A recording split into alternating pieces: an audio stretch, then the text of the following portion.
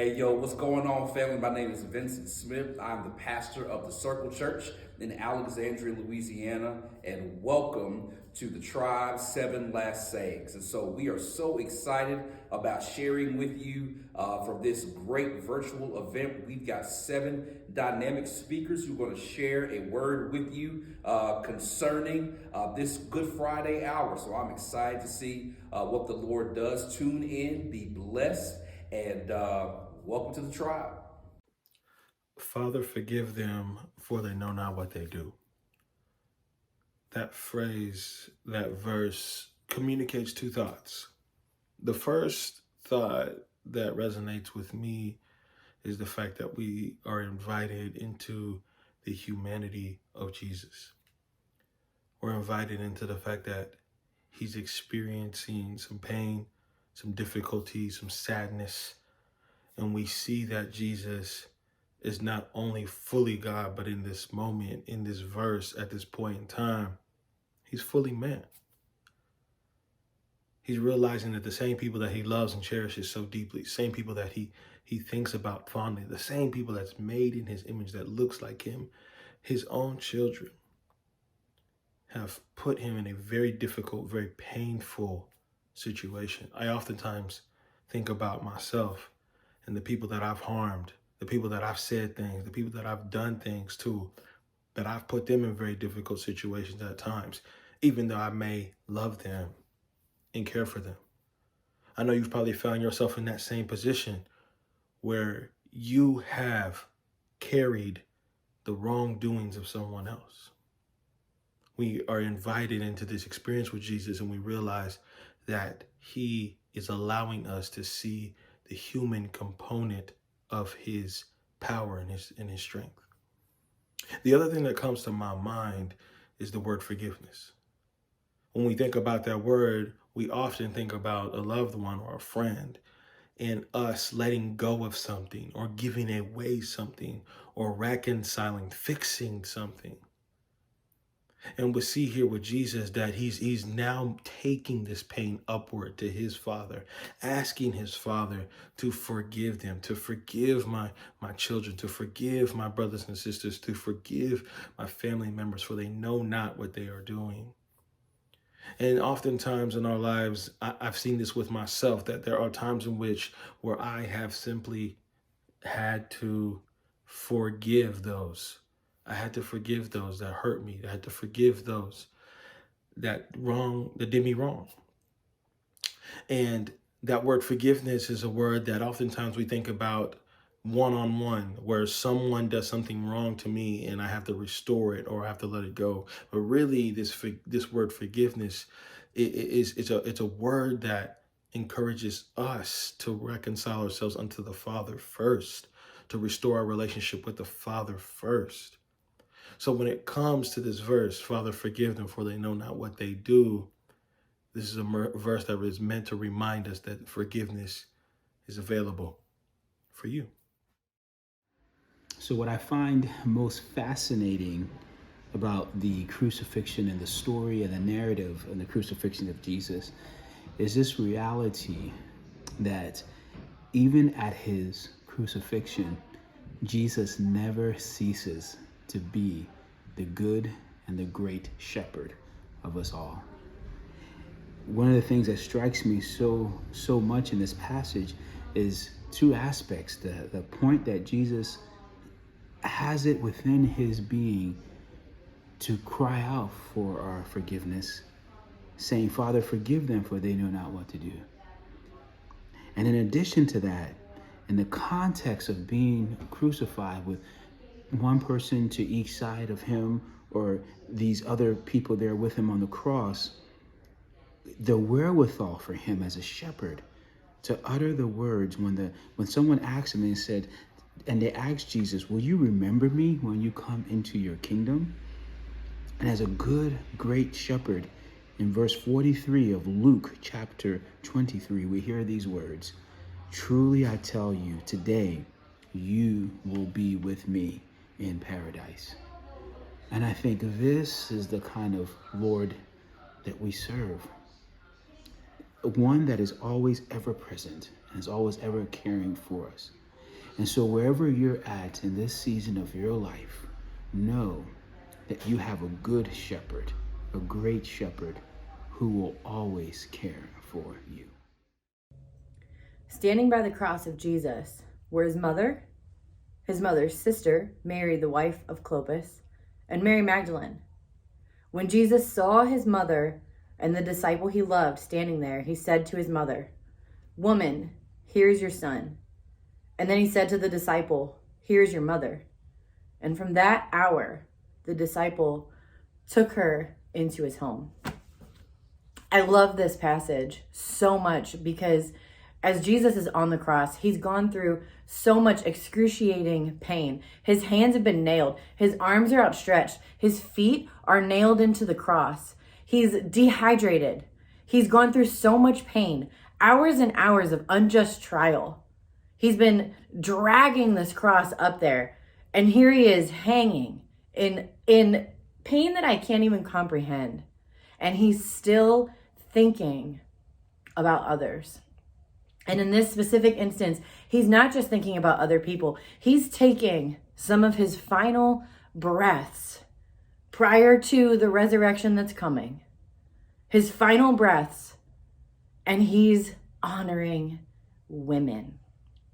You see, when Jesus says this to John, he's saying this at a point in time, at a point in history, and to a culture that places absolutely no value on women. He's saying this at a time when women can't own land. Women can't run businesses. Women can't get any inheritance from a family.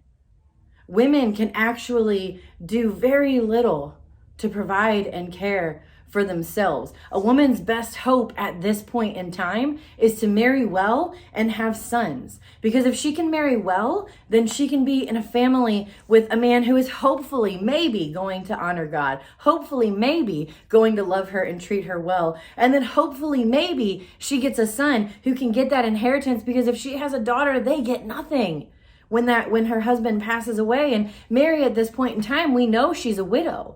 And so she's sitting there at the foot of a cross, weeping. Can you imagine looking at your child who has just gone through something so brutal that it's amazing they've even survived? And so she's already emotional enough thinking of that. And so she's looking up at this child that she birthed, who's also her firstborn son. And so after she's been widowed, everything that Joseph had was left to Jesus, not Mary. It doesn't matter how long they've been married. It doesn't matter how long she's cared for that house. It doesn't matter what she's done to any of their property. It doesn't go to her. It goes to Jesus. And so Mary, because she is who she is, I'm sure she's not selfishly thinking, what am I going to do? Because any mother is going to look on her child and be like, I would give anything under the sun to take his place. But Jesus, in that hour and in that moment, he knows that there's not anyone to provide for his mother.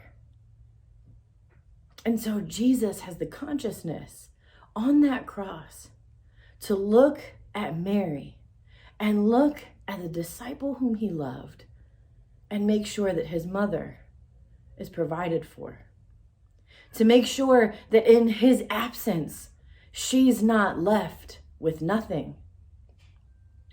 When Jesus says that on the cross, all of those women who are named, who are sitting at his feet, are once again amazed at the value that he's giving to them, the love and honor that he is giving to them. Jesus had the consciousness of mind and the strength of character to, in some of his last breaths, honor women. So let me ask you this. Do your words, do your actions, does your browser history, does the things you say to your friends, does the way that you speak to women in the presence of others, does all of that honor women the way that Jesus would? And the scripture reads, Now there was darkness over all the land.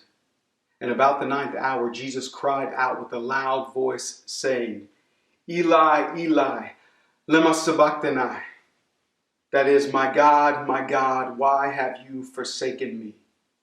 He's referencing the 22nd Psalm, quoting its opening verse. This is a prophecy of the suffering of one that would lead to the salvation of many. Now, I don't know that in the midst of his unimaginable pain on the cross that Jesus thought to himself, now would be a good time to quote a psalm. I imagine there's depth to it that we need to really go out and grasp. Now, certainly, he's referencing a psalm. But as deep as his pain must have been, deeper still is the eternal reality that he truly is the Son of God, the Messiah of the very ones there crucifying him. So the cry rose up from somewhere deep. I believe that it's a truth so deep in him that the proclamation just rose out of him as if to say, this psalm is about me and this moment. He's saying to all those before him and to us that he is the fulfillment of this very prophecy. Yet all he actually says is, my God, where have you gone? Why have you left me? It seems it's likely that Jesus, as he often does, is doing multiple things at once here. So I think more than just the reference, there's also a real sense of abandonment being felt. That Jesus, being human, at this moment becomes sin, taking on our sin. He becomes the object of God's wrath in our place. In this miracle, for the first and only time in all of eternity, he senses this separation between himself and the Father. He doesn't even call him Father. He says, my God. This is a lament. The why, I think, is rhetorical. Surely he knows why. He just wept the night before in Gethsemane about this why. But still, he shows up and he experiences the depth of pain, the pain of abandonment. Jesus knows that Sunday's coming, but right now it's Friday and things are dark. Does anybody out there know what it feels like to be exposed and alone and feel betrayed and ashamed and neglected and depressed? The pain of feeling fatherlessness is in this moment. Grief greater than the physical suffering. Not getting into the theological complexities of all that's going on here in this moment in history, but let's appreciate the beauty of Jesus, truly and fully human, in this unimaginable, extreme, painful moment. He cries out with a lament, offering a confidence in God's faithfulness and knowing the need for his justice. There's this longing in him. For what? Well, we too feel abandoned. We, like Jesus, intuitively know that it's not as it should be in this world. So we cry out in a similar way, where are you, God? Could it be that he's modeling this for us, this longing that's indicative something is beyond the suffering? It's an evidence for us of a hope for cosmic restoration. We feel it in our bodies. We see that Jesus knows our pain. It's deep in us. And he's leading us on this difficult but surely victorious path towards the restoration of all things in an act of full submission and surrender, an act that would forever shift the trajectory of the universe, everything hinging on this very moment in time, Jesus on the cross. And he cries out with a vulnerability and honesty, and he says, why, God? Pointing us to the reality of this psalm. Suffering is the only way. That's the answer to the why. You ever hear the ache of someone in pain? A parent who's lost a child, the wailing that's unbearable and that can't be contained? Or stood beside a mother and experiencing the labor pains of pushing a human out of her? She knows there's something wonderful on the other side of the suffering, but still she wants the pain to stop. Though we know Sunday is coming, We are free to cry out in the darkness of Friday from the depths of our humanity, "Where are you, God?" And Jesus frees us up to do that. And now we fix our eyes on him as he's seated on the throne. Jesus forsaken on the cross means that we'll never be forsaken. He cried out to us and for us, showing us the way. Beyond our personal salvation, we, the people of God, are joined together and called into suffering throughout this world, throughout our lives, to cry in a similar way in the midst of darkness all around us. We point people to a faithful Father who will never forsake us or abandon us. By being his people, we embody Jesus in the world, in the midst of the suffering, and provide the hope that Sunday is on the way. We've gotten to a point in the crucifixion now where it is almost finished. And Jesus is feeling the very weight of the world and the world's sin on his shoulders. And in a very human moment of desperation and physically feeling his body breaking down for you and I, Jesus cries out, "I thirst." Responding to that thirst, a group of Roman soldiers grab a jar of wine vinegar. They soak a sponge in it, attached to the branch of a hyssop plant, and lift it to Jesus' lips. Now, to us as the modern reader, this may seem an act of mercy or even an act of love, of lifting this sponge and the stalk to a prisoner who is thirsting at this moment. But what we may not know is that this sponge and the stalk have a common usage in the Roman world. And the common usage is this. In their latrines, in their toilets, they would have a sponge attached to the stalk of a hyssop plant. And they would use it to clean themselves after they used the restroom. And so it is very likely that at this moment, the sponge and this hyssop stalk are mocking Jesus' thirst, that they've taken something so foul and so used and they've lifted it to the very mouth of God. They've said to God himself, "This is what we think of your thirst, God-man." There are times in life where we have thirst as well. Jesus even said in the Beatitudes, in the Sermon on the Mount, "Blessed are those who hunger and thirst after righteousness, for they will be satisfied." When have you been thirsty, friend? When have you thirsted for things to be set right between different racial groups and for there to be the peace that Jesus promised? When have you longed for things to be set right and thirsted for things to be set right for victims of sexual assault and sexual harassment and for things to be made right between men and women, just like it was in the Garden of Eden before the fall? When have you thirsted for things to be made right for the poor and the immigrant and the widow and the orphan? When have you thirsted for righteousness to fill the earth as the knowledge of God covers it? You may have experienced thirst.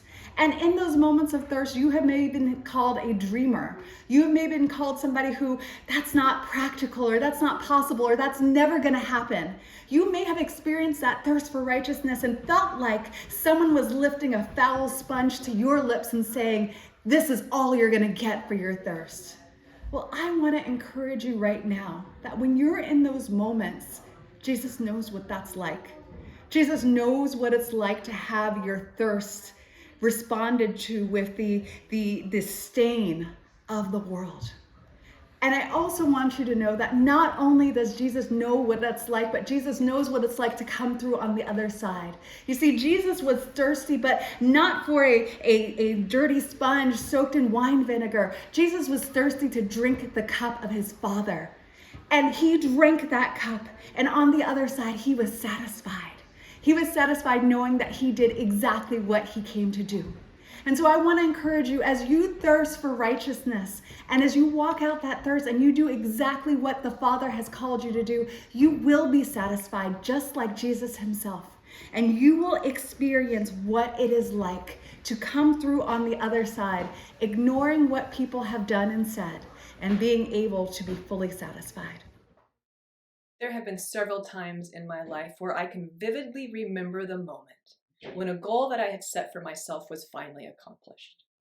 When I'd come to the end of something that I set out to do, submitting that final paper needed for graduation, writing that last check, and now the car was mine, crossing the finish line at the LA Marathon.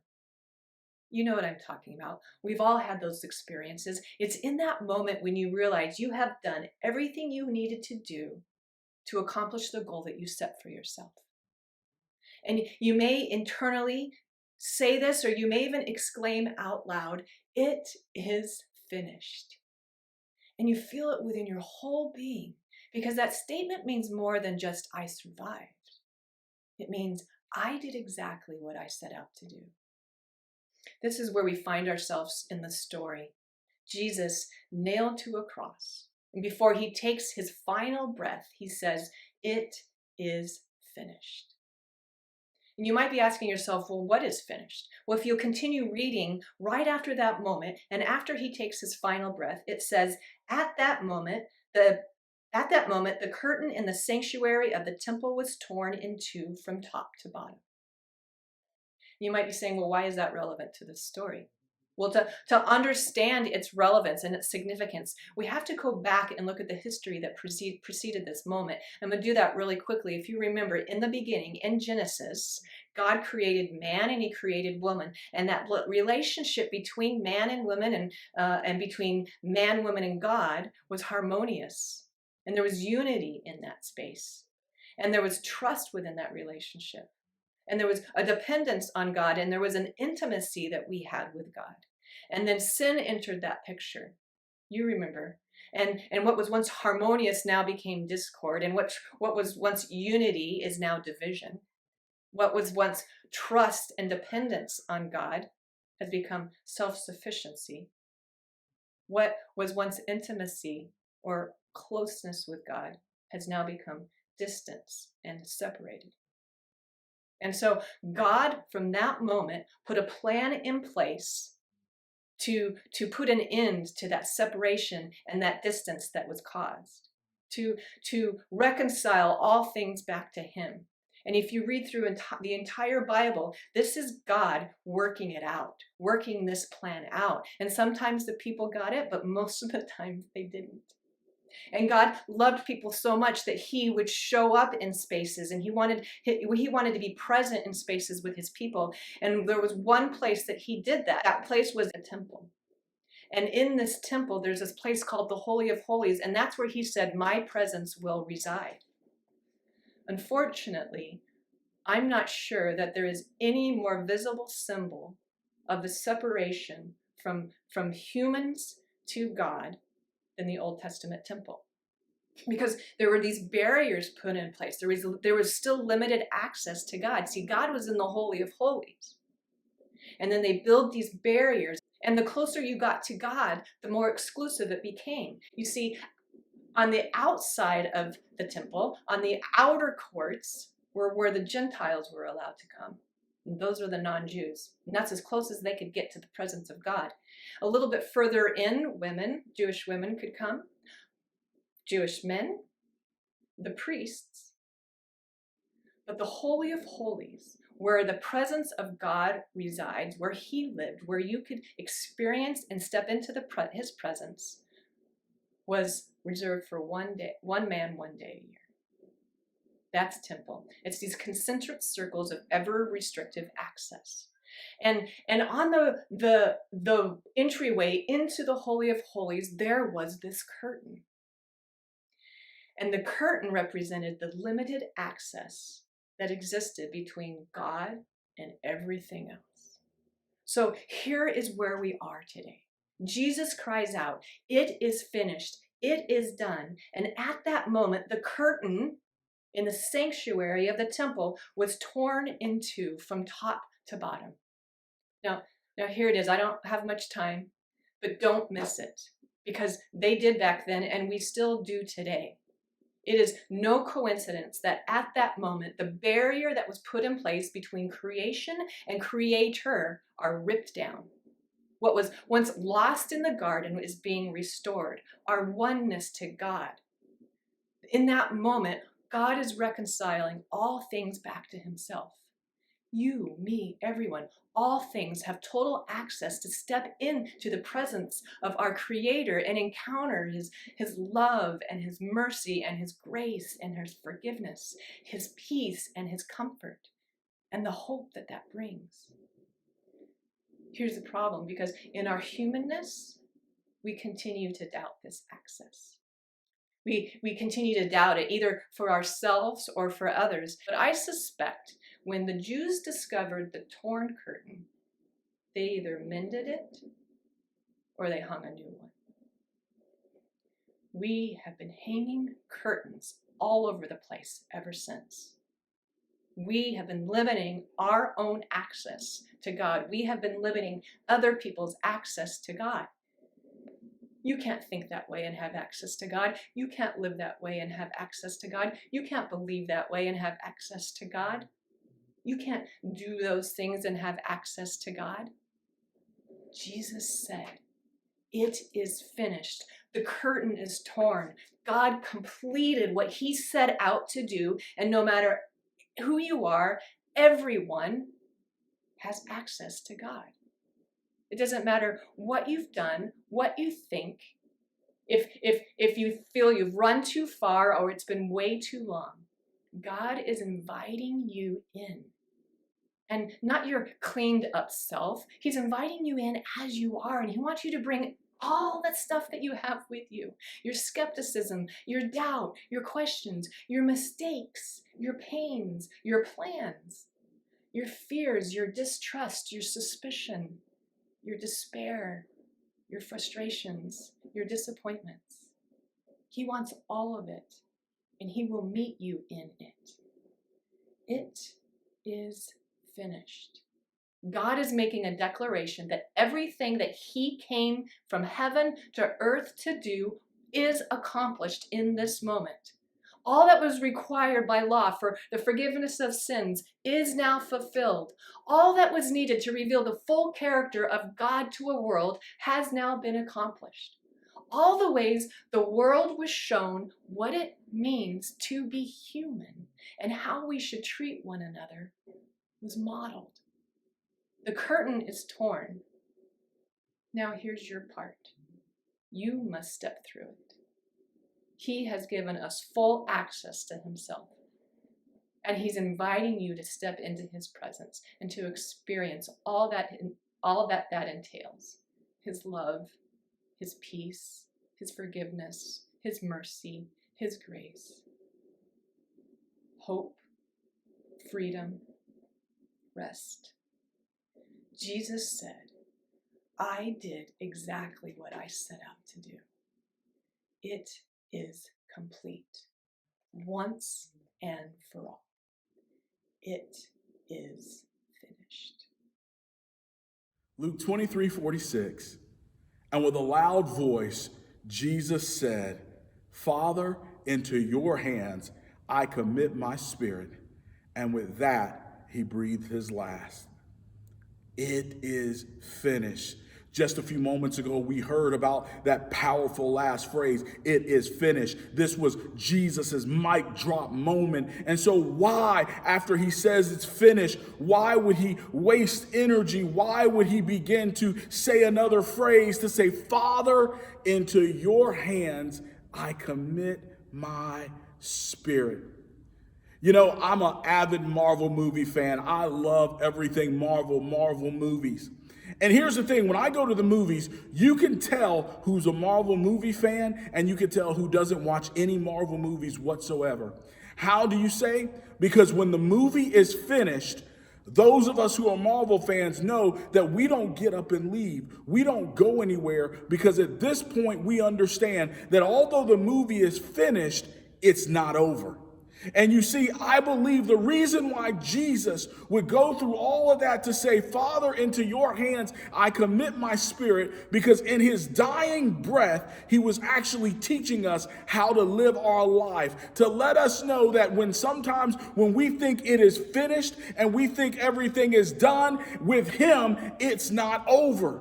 You see, when Jesus said this phrase, I'm pretty sure that every good Jewish person knew what he was talking about, because he was quoting actually from Psalm 31:5. Where it says, into your hands I commit my spirit. And what Jesus was showing us is, he was showing us several things. One, he was showing us that nobody took his life. He laid it down voluntarily. He said, Father, into your hands I give you my spirit. That no one took my life. Matter of fact, remember earlier when he was getting into it with the Pharisees and Herod and Pilate, and he was telling them when they arrested him in the garden, he says, no, I don't need anyone to defend me. I could call legions of angels to come and defend me. My kingdom is not of this earth, so don't get it twisted. Don't think that you're taking my life. No, you may be murdered. You may be trying to murder me. You may think that you have killed me, but no. I give my life. I lay it down. So when Jesus, after he said it was finished, because here's the thing, if he would have stopped right there, it would have been like the Pharisees won, because it is finished. If he would have said stop right there and would have died and said, hey, it is finished, guess what? Pilate would have won. Herod would have won. But when Jesus, after he said it is finished, he wanted you to know that, wait a minute, just so that you know that I have the authority, just so that you know that I have all the power in the world, I want you to know this, that I said it's finished, but it's not over. So I'm going to tell you what I'm going to do. Father, into your hands I commit my spirit. I willfully lay my life down. And then at that, it said he breathed his last. But the second thing it shows us is this, is he's showing us how to live our life, that we have to trust in God. And that when we trust in God, when we place our life in his hands, that even though things may be finished, it is not truly over. See, we live in a culture where it's very easy to throw in the towel, where people quit prematurely because we allow other people to decide when our life is finished or when things are over. Someone may say that that relationship is over. It is finished. Someone may say this, that dream is dead. It is finished. They may say, hey man, whatever it is, it might be your church. If you're a pastor watching this, they say your church, it's finished. But I want you to know that we don't look at everything and the circumstances around us, because here's the thing, people could have looked at Jesus hanging on the cross, saw the nails in his hand, and when they heard the words, it is finished, that's it, they're leaving the movie theater. But when Jesus said, wait a minute, post-credit scene, it might be finished, but it ain't over. You want to know why it ain't over? Because what I'm doing now is that, Lord, I am passing the baton like the runners at the Olympics that pass the baton. He says, now I'm passing the baton to my Father, and now you take over from here. Father, into your hands I commit my spirit. What was he saying? He was saying, God, I trust in you. I entrust my life into your hands, knowing that you hold my world in the palm of your hand. You are the creator of the heaven and earth, and you will not disappoint. So with him, we have resurrection power. It says the same power that raised Christ from the dead dwells within us, which means that when we place our life in the hands of our Father, it might be finished, but it's not over. I don't know what in your life have you deemed as finished. I don't know in your life what you deemed as done. But I want to challenge you that on this Good Friday, what Jesus shows us, that when he was on the cross, when he was hanging there, it said with a loud voice. And why did I think he did with a loud voice? Because here it is. He has went through some of the worst agony ever. And yet with a loud voice, I believe, which was a powerful declaration, he is saying, you did not kill me, you did not win. And although you may think you have finished me, it is not over, because I am still in control. So let me show you this, that Father, into your hands I commit my spirit. And so on this Good Friday, what do you need to commit to the Lord? What do you need to place in his hands? For some of you, you need to place your life in his hands to know that whatever circumstance you're putting your hope and your trust in, whatever you're putting that faith in, if it's not anchored and rooted in the hands of our Heavenly Father, then it is done. But when you place it in his hand, Father, into your hands, I commit my spirit. And when you do that, it might seem like it's finished, but it's not over. God bless you. Thank you for watching the Tribe Collective as we celebrate Good Friday and as we celebrate Holy Week as it comes to its culmination on Sunday.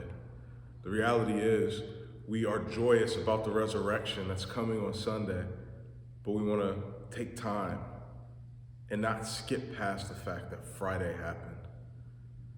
And as we focus on Friday, we focus on the fact that even though joy comes in the morning, we acknowledge the pain that exists in our world today.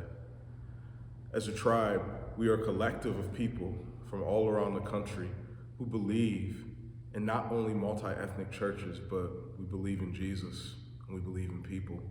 And we believe that the gospel has this magnetic ability to bring people together. So we're grateful that you came together to watch this video. God bless you this Good Friday. God bless you this Lenten season. God bless you as you celebrate the resurrection on Sunday morning. Blessings.